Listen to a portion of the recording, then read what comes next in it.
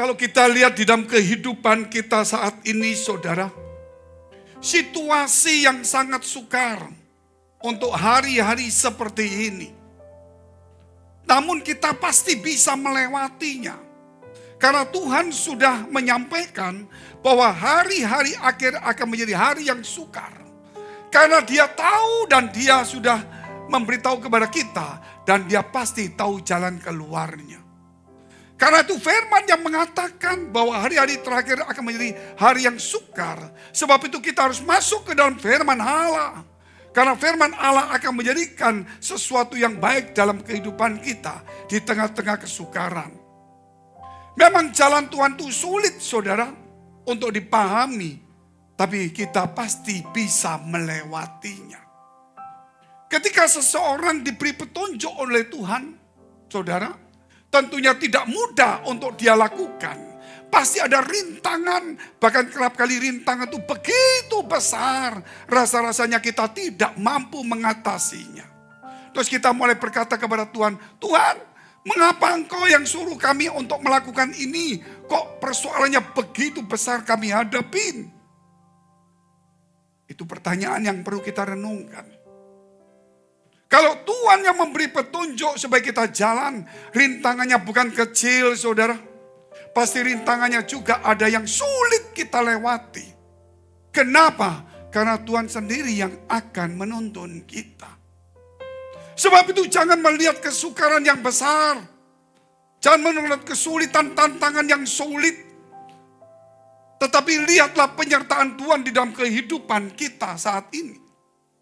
Orang-orang datang kepada saya berkata, mengapa ketika saya sungguh-sungguh melayani, ketika saya sungguh-sungguh datang kepada Tuhan, ketika saya sungguh-sungguh melakukan kebenaran, kenapa kok semakin sukar kesulitannya? Kenapa kok banyak masalah yang saya hadapin? Banyak orang datang seperti itu. Dan dia boleh menyampaikan kata-kata seperti itu. Dan banyak orang, saudara, terjebak di dalam seperti itu. Mereka lupa ketika mereka hidup di dalam kebenaran. Ketika mereka melakukan firman Allah. Ketika kita melayani, saudara, hidup kita bukan kita lagi. Tetapi Tuhan yang akan menyelesaikannya. Kenapa kita ketika melakukan firman Allah tantangannya begitu banyak? Mungkin kita sukar untuk melewatinya. Firman Allah kebenaran itu akan memerdekakan kita. Bukan kekuatan kita, saudara. Tapi firman Allah yang akan menunjukkan, ini loh jalan yang harus kamu lewati. Ini loh tantangan yang begitu besar. Kalau aku memberikan kepada kamu jalan, dan aku menunjukkan tantangan begitu besar, masakah aku tidak akan membuat kamu menjadi melewatinya? Oleh sebab itu jangan mengeluh, jangan menggerutu di dalam kehidupan kita. Kalau persoalan-persoalan saudara besar, amat besar, sangat besar. Ingat, Tuhan itu maha besar. Kalau Tuhan itu maha besar, apapun persoalan kita mau sangat amat sangat besar. Tapi Dia bukan maha besar. Ketika maha besar itu datang, yang amat sangat itu menjadi kecil. Supaya kita tahu bahwa Allah kita, Allah yang maha besar. Kalau tantanganmu semakin sulit, ketika engkau melayani dan sungguh-sungguh berjalan di jalan Tuhan, engkau diberi petunjuk untuk melakukan sesuatu. Dan kelihatannya seperti gunung yang sukar untuk dipindahkan. Laut yang sulit untuk dilewati. Saudara, tapi ingatlah, saudara, mereka itu hanya cuman seperti itu. Tapi Tuhan itu maha kuasa. Ketika kuasa-kuasa menekan kita dalam hidup kita. Baik itu kuasa dari setan, kuasa dunia, kuasa penyakit, kuasa persoalan apapun. Kuasa itu mungkin besar. Tetapi Dia bukan maha kuasa. Ketika kita menghadapi kuasa yang sulit, yang menekan kita, rasanya kita tidak mampu, maka maha kuasa itu akan muncul supaya kita tahu bahwa Tuhan itu maha kuasa. Sebab itu iman kita sebagai orang percaya, saudara, jangan cuma lihat masalah yang besar, jangan lihat kuasa yang besar menekan kita, Tapi melihatlah Maha Kuasa, Maha Besar itu datang menyertai kita. Itulah orang-orang yang percaya. Ketika Musa, saudara, diberi petunjuk oleh Tuhan. Kiranya engkau jalan ke sana. Kiranya engkau membebaskan bangsa Israel. Lewati jalan ini, lewati jalan itu. Oh, dia sungguh-sungguh taat. Dia ikut di dalam firman Allah. Dia mengikuti petunjuk Tuhan. Ketika dia sampai di petunjuknya, ternyata ujungnya laut, belakang itu musuh. Orang yang mengikuti petunjuk Tuhan bukan berarti di depan itu aman-aman. Seakan-akan Musa melihat, loh, petunjuk Tuhan, ini masalah yang gak mungkin kita atasi. Ini masalah yang amat sangat besar. Tetapi saudara, Tuhanlah yang bekerja. Dan Dia itu Maha Besar. Sehingga laut pun menjadi seperti selokan di tangannya. Hanya cuma ditutup seperti itu.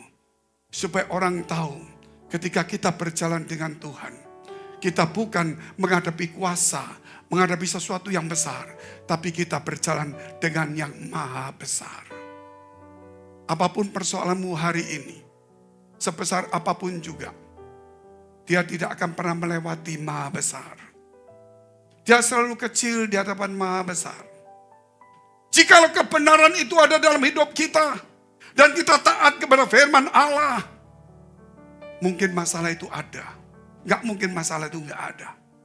Tapi firman Allah mengatakan bahwa kebenaran akan memerdekakan kamu. Bukan kekuatan kita, bukan akal kita. Kekuatan akal kita hanya cuma untuk membuat kita taat kepada firman Allah.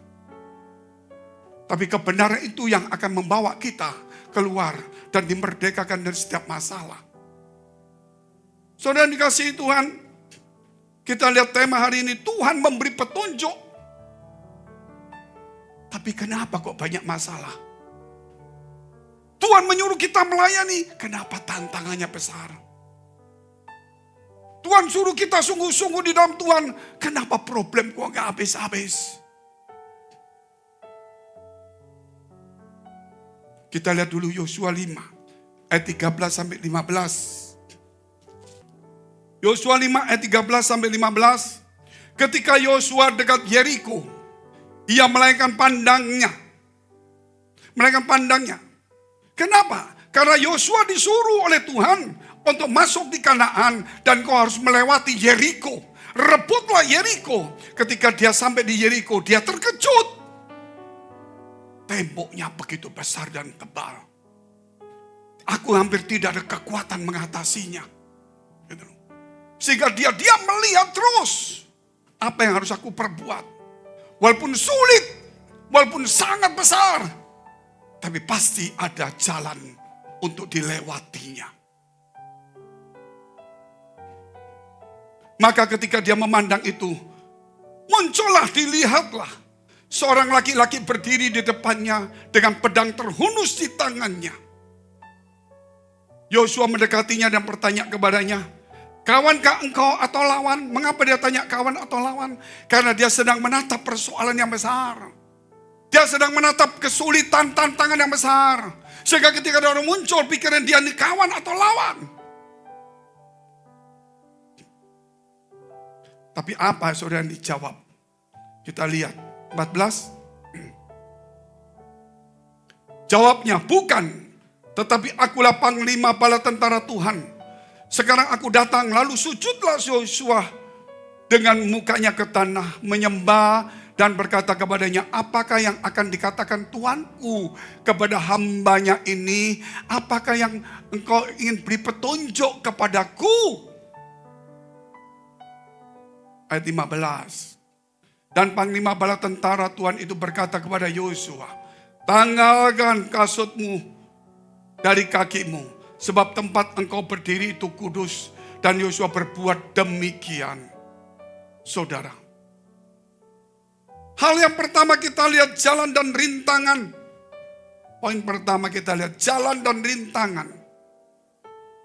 Tuhan memberikan jalan kepada kita, tapi juga ada rintangan yang harus kita lewati. Tuhan memberikan jalan, tapi rintangannya bukan rintangan yang bisa dihadapi oleh manusia.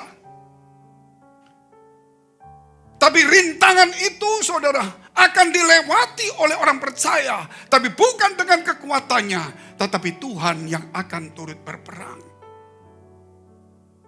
Makanya kenapa malaikat Tuhan itu datang bukan cuma berkata begini, "Hei Yosua, kamu takut dengan Yeriko yang besar itu? Jangan takut." Nanti tidak. Dia menghunus pedangnya. Dan dia berkata kepada dia, "Saudara, buat apa malaikat panglima perang ini saudara menghunus pedangnya?" Seakan-akan dia berkata, "Kamu mau perang dengan orang-orang Yeriko ini? Kamu belum mengurus pedang, tapi aku sudah mengurus pedang." Artinya kalau kamu berperang, bukan kamu, tapi aku yang akan berperang. Amin. Makanya dia menghunus pedang. Saudara, dia bukan cuma bersendakap tangan saja.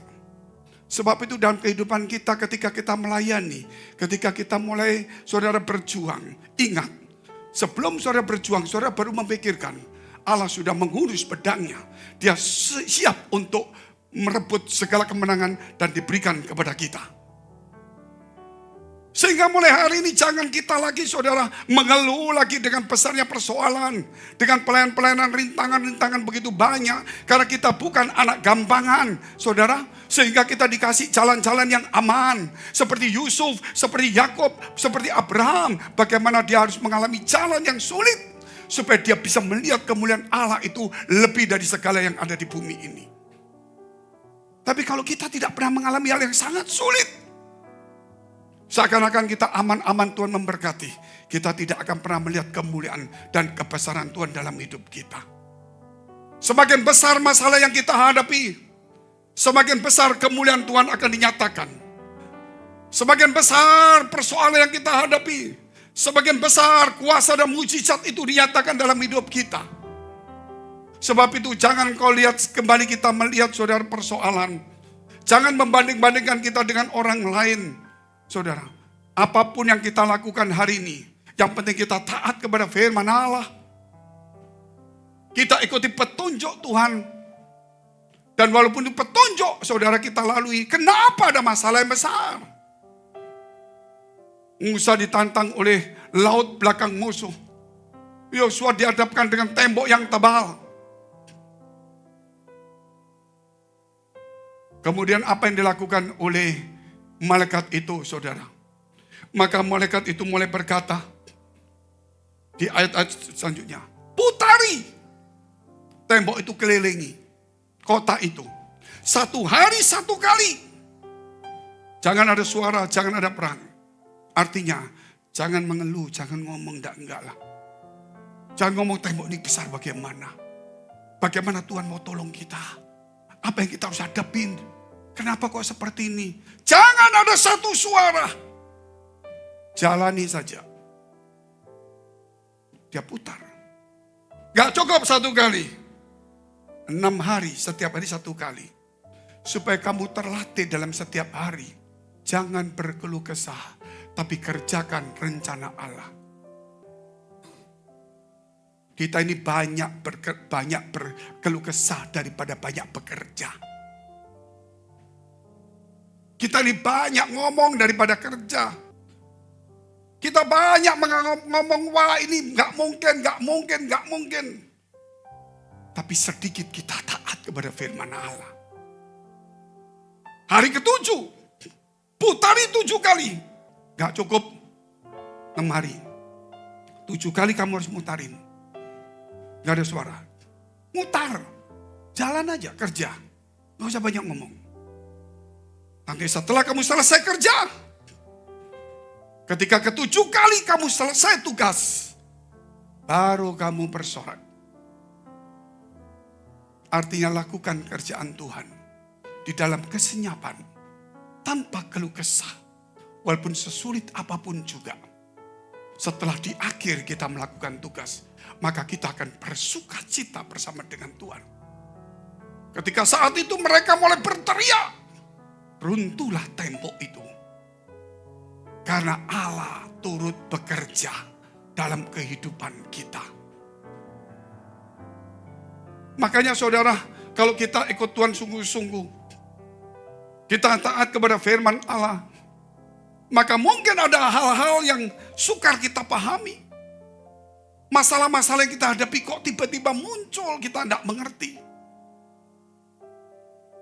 Kita lupa kalau itu jalannya Tuhan. Dan di kiri kanan semua itu malaikat kuasa Tuhan yang mengitari kita. Sehebat apapun rintangan, kalau itu jalan Tuhan, rintangan itu bukan lagi masalah. Kita hanya melihatnya, menontonnya. Tapi Tuhan yang akan menyingkirkan itu semuanya. Oleh sebab itu dibutuhkan iman yang kuat dalam kehidupan kita. Ketika dia melihat Yeriko ini saudara, dia bukan mundur. Yosua duduk diam, dia lihat. Betapa beratnya, dia tidak undur. Makanya ketika malaikat itu datang, kawan atau lawan, artinya walaupun aku sukar, aku akan tetap berjuang. Bukan dia berkata, siapa kamu sambil mundur-mundur saudara. Enggak, dia ngomong kawan atau lawan. Karena memang pasukannya banyak, dia kan tidak bisa tahu. Mau ada berapa ribu dia masa bisa hafal mukanya. Walaupun dia tidak hafal muka mereka. Tapi Yosua tetap hafal jalan Tuhan. Saudara, kita mungkin tidak pernah hafal teman-teman kita yang lama. Tapi saudara percaya, saudara hidup dan ingat, hafalkan jalan Tuhan itu. Seakan-akan Yosua berkata begini, sebelum aku masuk di Kanaan ini, sebelum aku masuk di tempat ini, aku pernah dulu disuruh oleh Musa pemimpinku untuk mengintai tempat Kanaan. 12 orang pengintai termasuk Yosua dan Kaleb. Ketika mereka mengintai, sungguh negeri ini indah, makmur dan sebagainya. Namun orang penghuninya besar-besar, galak-galak. Bahkan makan orang kuat-kuat, jago perang. Ketika mereka kembali, datang kepada Musa. 10 orang berkata, memang tempat itu bagus. Negeri itu indah, enak semuanya. Persoalannya, penduduknya menakutkan. Besar-besar, jago perang, kuat-kuat. Bukan hanya itu. Makan orang. Jadi kalau kita datang ke sana, mereka menganggap kita makanan. Jadi bukan musuh. Tetapi Yosua Kaleb berkata, memang sangat mengerikan. Tetapi tempat itu indah, musuh itu memang besar sekali. Tapi percayalah, kita mampu melewatinya. Amin. Sesulit apapun juga yang kita hadapin, percayalah kita mampu untuk melewatinya. Sebesar apapun persoalan yang kita hadapin, yakinlah saudara, kita mampu melewatinya. Walaupun kita tidak tahu apa yang ada di depan,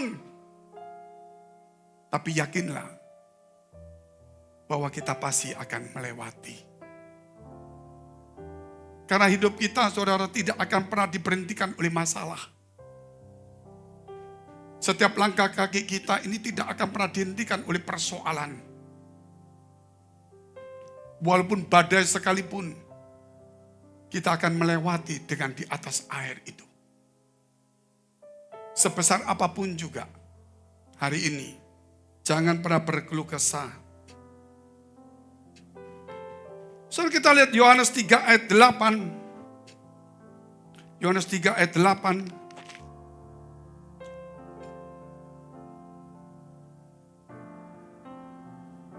Angin bertiup kemana ia mau, dan engkau mendengar bunyinya, tetapi engkau tidak tahu dari mana ia datang atau kemana ia pergi. Demikianlah halnya dengan tiap-tiap orang yang lahir dari roh. Artinya di sini Tuhan berkata kepada Nikodemus, seorang tokoh agama yang terkenal.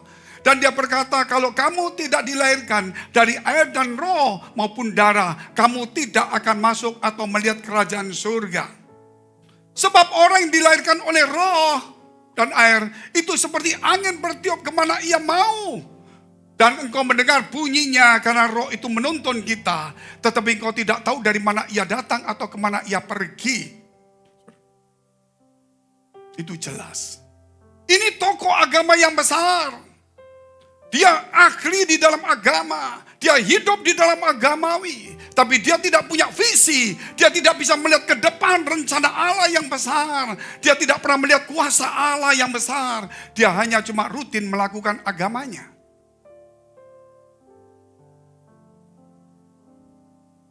Sebab itu sebagai orang yang percaya, saudara, yakinlah di depan itu ada sesuatu yang Tuhan siapkan bagi kita. Walaupun saudara tidak tahu, tapi saudara yakin ada rencana Allah besar dalam hidup kita. Harus ada keyakinan. Saya tidak tahu, Pak, di depan itu apa yang bakal terjadi. Saya tidak tahu, Pak, masa depan saya. Tapi saya yakin Tuhan rencanakan yang indah dalam hidup saya. Itu namanya iman yang tumbuh, iman yang kuat. Jangan saudara memakai akal budi kekuatan kita. Ketika kita hidup dalam firman Allah, kita dibungkus oleh firman Allah. Dan firman Allah akan menjadikan apa yang tidak ada menjadi ada. Sebab itulah kehidupan roh, saudara. Bukan kehidupan daging. Yang penuh dengan ketakutan, kekhawatiran, kecemasan, keluh kesah, saudara. Tapi percayalah, hiduplah dalam kehidupan roh. Untuk melihat ke depan, walaupun tidak terlihat, tapi kita yakin ada Tuhan yang menyertai kita. Sebab itu biarlah kesusahan sehari cukuplah sehari.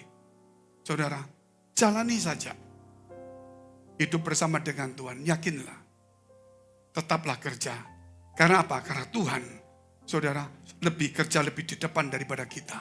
Dia telah menghunus pedangnya sebelum kita menghunus pedang kita.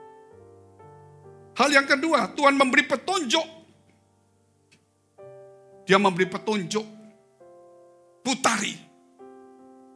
Kelilingi. Saudara. Jalani. Taati. Makanya orang yang hidup taat itu indah sekali. Memang saudara, berjalan dengan pikiran kita itu lebih mudah walaupun keadaannya belum tentu kita bisa melewatinya. Tapi berjalan dengan iman itu kelihatannya sukar. Tapi pasti kita bisa melewatinya. Bisa tanggap ya. Kalau ada persoalan saudara dengan pikiranmu, oh gini, saudara. Oh banyak, lebih mudah untuk mikir. Saudara, walaupun mungkin pikirannya salah, lebih mudah untuk mikir dia. Tapi belum tentu dia bisa lewati. Tapi kalau iman, saudara, tidak mudah. Tapi kita pasti bisa melewatinya. Jadi jangan berpikir dengan pikiran kita saja. Tapi berimanlah kepada kebenaran firman Allah. Waktu-waktu kita sudah lama terbuang banyak di dunia ini. Kita ikut saudara Tuhan, tapi kita modelnya kayak Nikodemus mungkin. Kita cuma agamawi, kita cuma duduk diam. Kita tidak pernah melihat kemuliaan Allah. Kita takut dengan persoalan. Kita selalu mengeluh. Kita lupa untuk hidup dalam ketaatan. Karena balik ketaatan, di situ ada kemuliaan Allah. Tanpa ketaatan tidak ada kemuliaan yang akan dinyatakan dalam hidup kita. Ketika seseorang taat, disitulah kemuliaan Allah dinyatakan. Sebab itu kekristenan adalah satu ketaatan. Saudara, itu penting sekali. Suatu hari saudara, kalau saya pernah melihat satu kejadian malam hari. Saya terkejut karena saya melihat ada malaikat yang besar sekali. Kakinya ada di lautan. Dan itu daerah Maluku.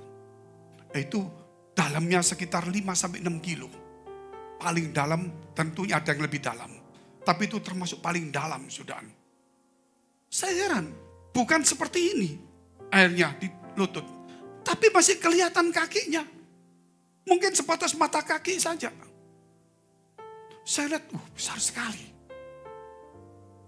Dia nginjak laut, saudara. Dan itu dari Maluku. Terus kemudian dia lihat saya dan dia tunjuk. Pulau Maluku itu, termasuk Ambon, dia tunjuk, saudara. Waktu dia tunjuk, di situ pulau-pulau itu kecil. ada sosok orang duduk di atas pulau itu. Maka malaikat itu berkata, Fengki, iblis menguasai Maluku. Usir! Saudara, saya terkejut saudara melihat itu.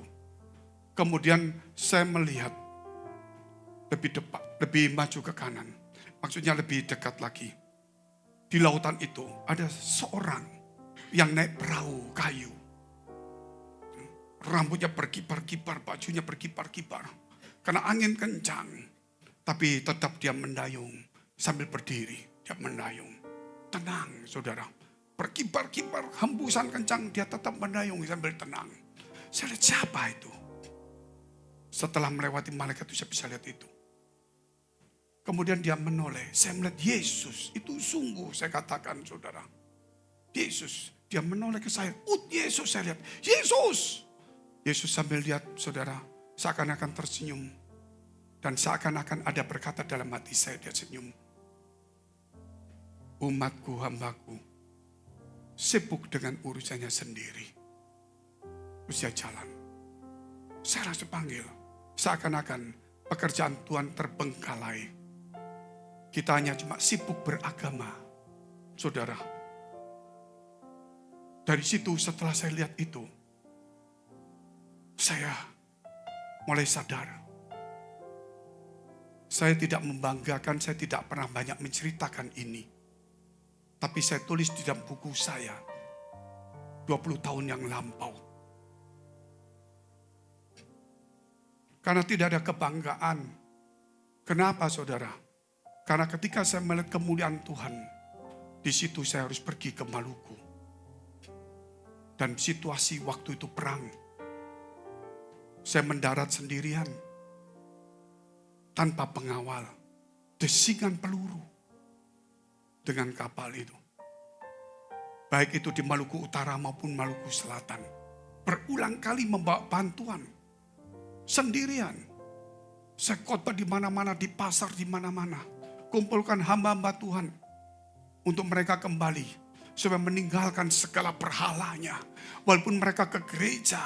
Saudara. Walaupun mereka melayani. Tapi ada berhala-berhala di dalam hati kita. Mungkin itu berhala agamawi. Saya katakan buang semua berhala itu. Saat itu ribuan orang. Di mana-mana saya kumpul ribuan orang. Bawa pedang, bawa senapan saudara. Saya kadang naik kapal. Itu nggak ada pelabuhannya. Saya mesti lompat ke kapal perahu kecil. Saya mesti masuk ke desa-desa, saya lihat itu orang-orang jaga semua, bawa senjata, bawa semuanya. Saya kumpul ribuan orang, pemimpinnya semua. Saya KKR yang datang ribuan semuanya, di mana-mana. Toko-tokonya semua ada di kiri kanan. Saya cuma katakan, buang segala berhala, kembali kepada Tuhan. Semua mendengar banyak hal. Bukan hanya itu, sampai di tempat-tempat saya tidak bisa sebutkan namanya. Sampai di tempat-tempat yang memang pemenggalan kepala itu ada. Saya bisa lewat di tempat itu semuanya. Sehingga apa yang mau saya banggakan. Jalan Tuhan, melihat kemuliaan Tuhan. Itu mudah. Saudara, tapi harus melewati tantangan yang besar. Tantangan yang besar tidak mudah. Tapi kita pasti bisa lewati. Sementara saya tiba-tiba sebelum saya berangkat. Saudara, saya kumpul dengan teman-teman. Ada pendeta-pendeta yang melarikan diri semua. Saya bilang, berapa banyak pendeta melarikan diri? Kembali sama saya. Saya mau ngongkosin kembali. Ingat jemaatmu, ayo kita kembali. Kembali. Saya kembali tanpa lapor istri saya. Tapi luar biasa, malam itu juga. Ketika saya naik perahu, saya mabuk luar biasa. Gelombang. Tapi istri saya itu telepon teman-teman. Di mana Fengki? Di mana Fengki? Nggak ada yang berani ngomong. Karena saya masuk di daerah perang. Saya tidak ikut perang, saudara. Saya cuma menyapa perang rohani aja. Saya cuma menyampaikan kebenaran firman Allah. Bukan berdoa saja.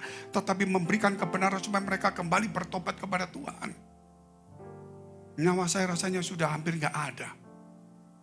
Istri saya telepon mana-mana. Gak pernah istri saya telepon kalau saya pelayanan. Dia telepon. Orang gak berani jawab. Pak Roy, Pak Irwan semua gak berani jawab. nggak tahu, malah curiga.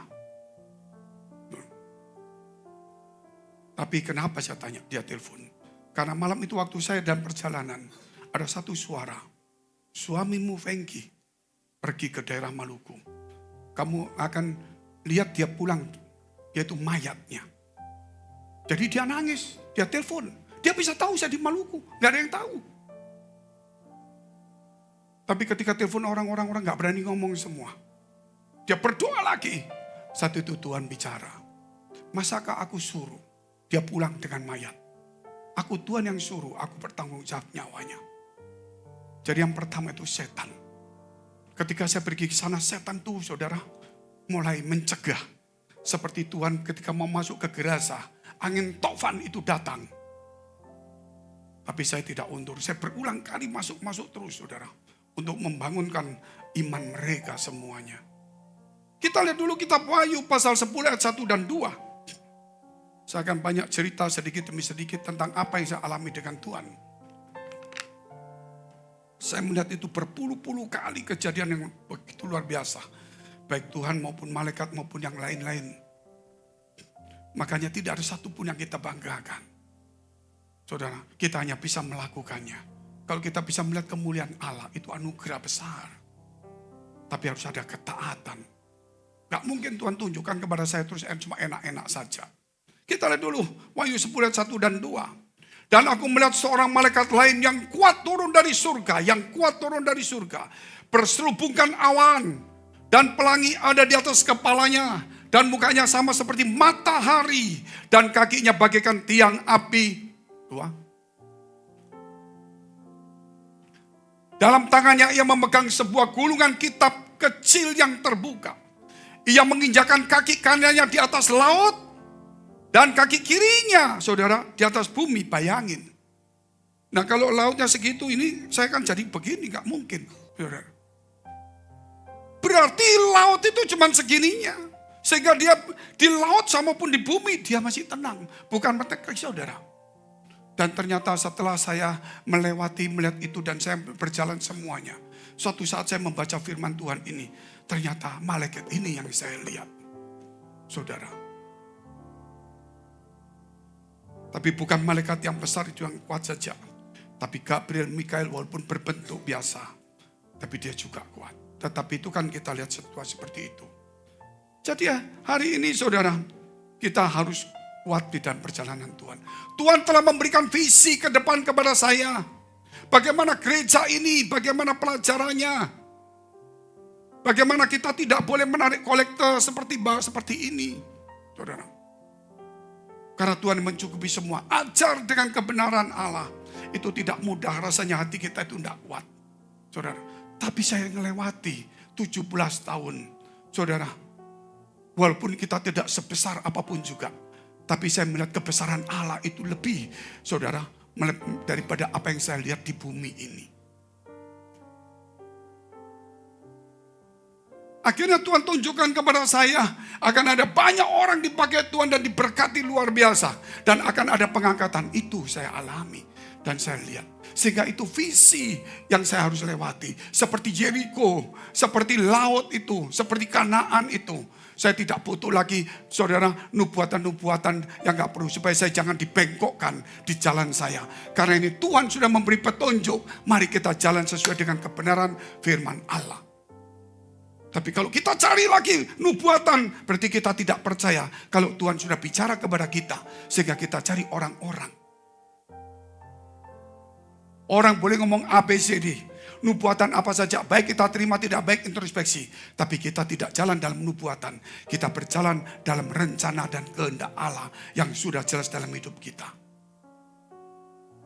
Hal yang ketiga kita lihat. Kita lihat dulu tadi. Yosua pasal 5 ayat yang ke-15.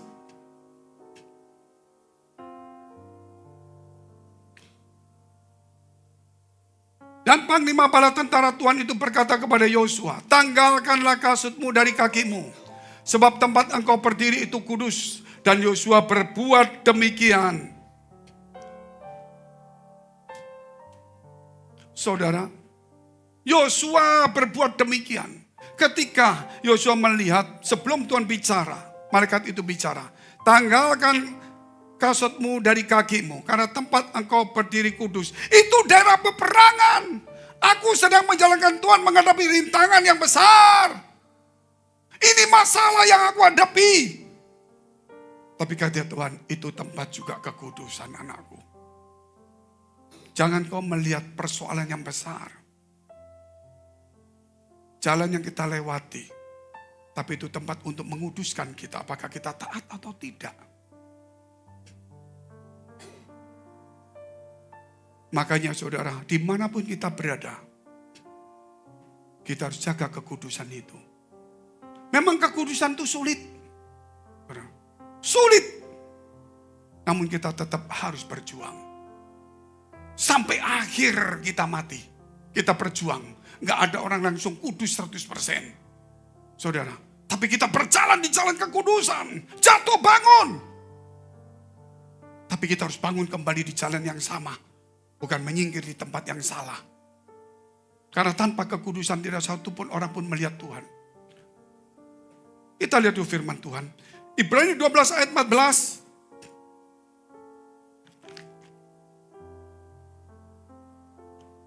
Berusaha hidup damai dengan semua orang. Dan kejarlah kekudusan. Sebab tanpa kekudusan tidak seorang pun akan melihat Tuhan. Kekudusan itu tidak main-main. Saudara lihat. Sekarang ada handphone, ada jamnya. Sebelum ada handphone, saudara, harus orang pakai jam. Sejak tahun 90 lebih, 98, saya sudah tidak pakai arloji. Tuh kenapa Pak? Karena setiap kali saya pakai jam, pulang nggak bawa jam. Istri saya bilang, mana jamnya? Ya ada apa? Pelayanan di desa. Pendeta ngomong, jamu bagus, masa saya diem? Ya kasih dia lah. Jadi akhirnya, saudara, saya nggak pakai jam. Kalau nggak percaya tanya istri saya. Nah nggak usah pakai jam lah. Beli hilang, bukan cepat orang. Tapi saya tidak pernah terlambat.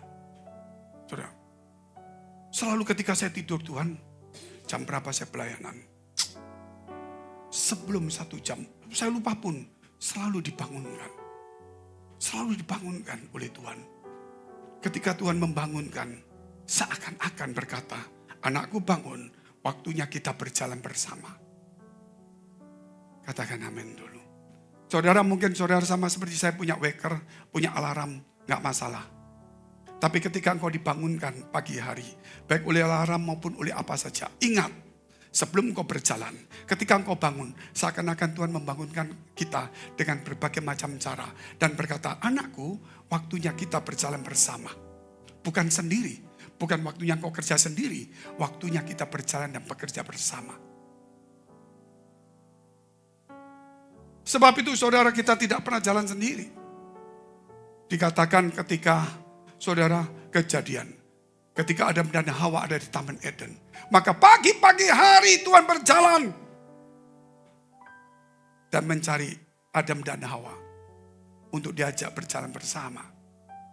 Kita melewati bukan taman yang indah di dunia ini, saudara, tapi kita melewati taman, saudara, yaitu taman kehidupan kita, perjuangan iman kita bersama dengan Tuhan. Mari kita bangkit berdiri, kita mau berdoa.